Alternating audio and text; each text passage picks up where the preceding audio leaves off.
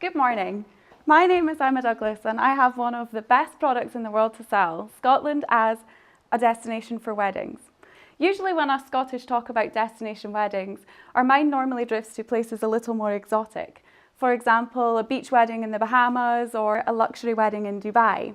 But in fact, Scotland actually already hosts more tourist weddings than both of these places. I'm so pleased I've got the opportunity to talk to you today about what I've been doing in both of my businesses for the last 6 years. And hopefully during the course of this presentation, I can also convince you that there's a fantastic opportunity for Scotland in the international weddings market. During the course of the next 20 minutes, I hope to convince you of 3 things. Firstly, that there is a lucrative opportunity for Scotland in the international weddings market. Secondly, that we could be doing more to capture a greater market share. And thirdly, that any additional effort would be worth your while.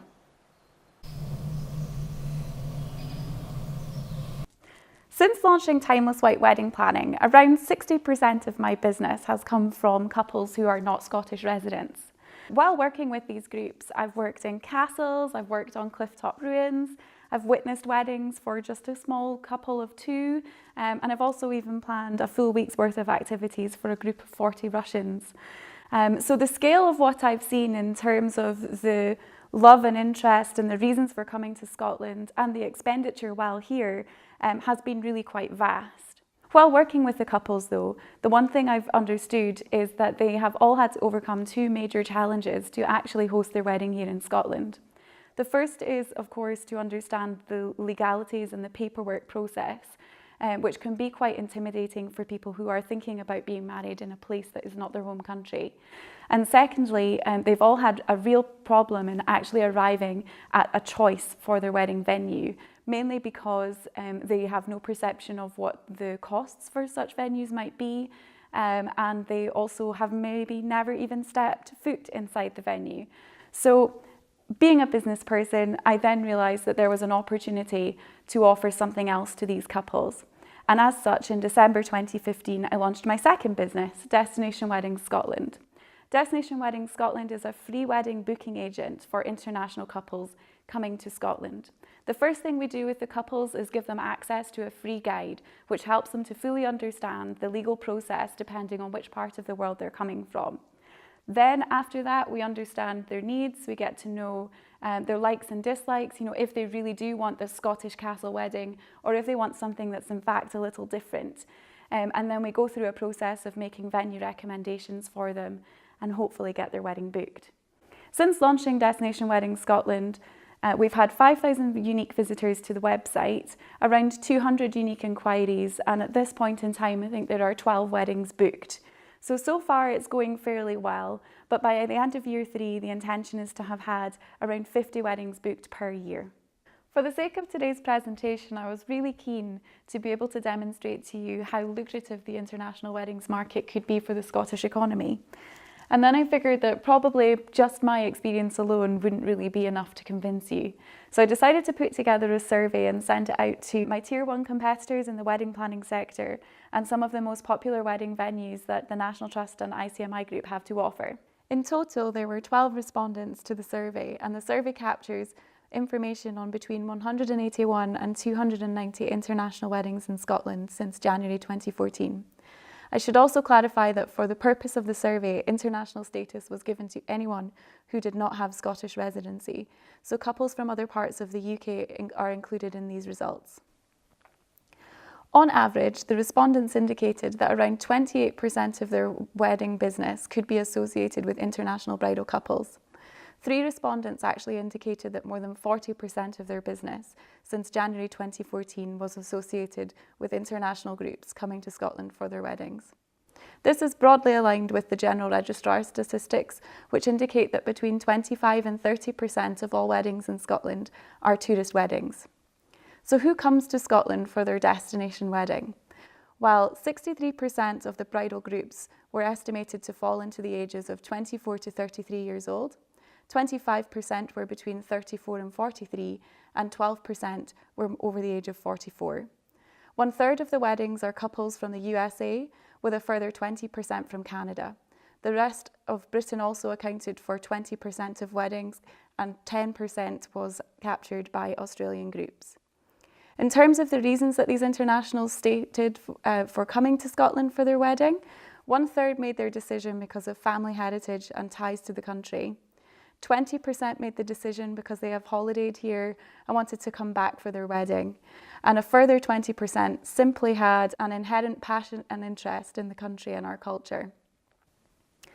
On asking the 12 respondents to estimate the amount of time each bridal couple actually spends in Scotland for their wedding, the average was estimated to be 6.5 nights. This broadly aligns again with the information provided in the Ancestral Tourism Report by Tourism Intelligence Scotland, which suggests that those who come here for ancestral reasons are staying for around 7 nights. With the figure of 6.5 nights in mind, and the average cost of a 4-star hotel in Edinburgh being £103 according to hotels.com, this means that the expenditure on accommodation alone, just by the bridal couple captured in this survey, amounts to between £121,000 and £195,000. This does not include the average guest attendance of between 50 to 30 guests, who will all likely stay for a minimum of 3 nights in Scotland and could have contributed up to a further £1.3 million in accommodation expenditure. In terms of the direct cost of the wedding itself for these international groups, the average spend on the wedding alone was estimated to be between £15,000 and £24,000. This accumulates to up to £6.9 million of international expenditure on costs associated with the wedding. For example, venue hire, catering, florists, wedding cake, and so on.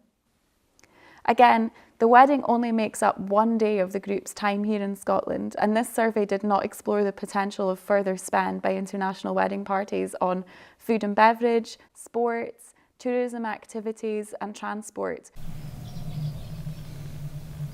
I then went on to ask the respondents what they think of the current circumstances in terms of capturing the international wedding market and growing our market share. Firstly, the response to the use of the Visit Scotland website by couples for a guidance point for being married in Scotland was really poor. Secondly, I asked the respondents what they thought of the website and if they had any suggestions.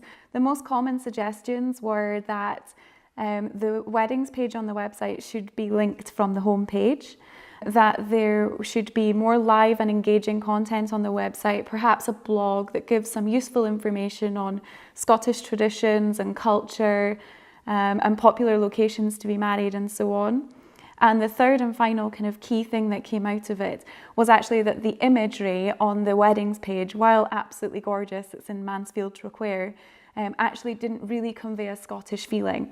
You'll be glad to know that 100% of the respondents said that they would happily submit things for inclusion on blogs, and a very, very good response was received to potentially having these businesses go out with the country, travel abroad, and actually represent Scotland in other parts of the world at international wedding fairs, as well as potentially become involved in organising something in Scotland to bring wedding professionals here and show them what we can do.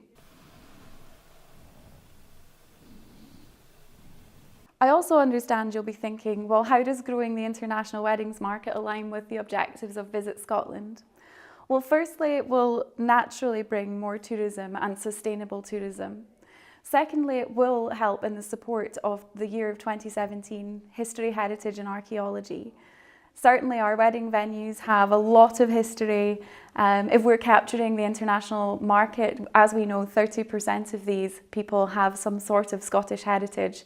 And there are 1 or 2 venues that have some archaeological delights as well, such as Dunnottar Castle, for example. By working to grow our market share in the international weddings market, we can build an even bigger and brighter reputation for Scotland as the place to host an incredible event. The economic impact of potentially looking to grow this market could be enormous. Countries like Italy, for example, who put a focused strategy in place, now see a turnover of around 380 million euros from international weddings alone.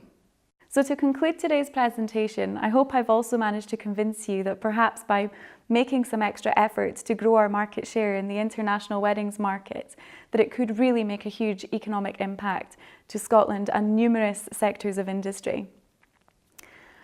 I personally would love to collaborate with Visit Scotland to develop a path for the future to grow this market so that someday Scotland is one of the top 20 destinations for weddings in the world. Thank you for your time, and if you have any questions or would like to organise to meet with me when I'm back in the country, you can find my contact information at the end of this presentation. Thank you.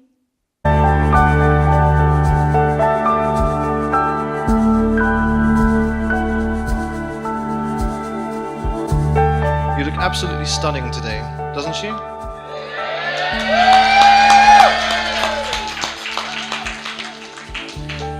But whether you're in your wedding dress or in the granny pajamas on a lazy Sunday, you will always be beautiful to me.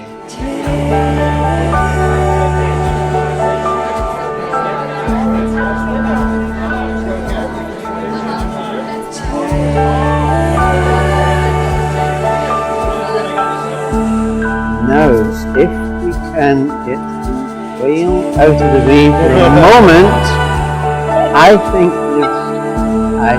we may now kiss the bride.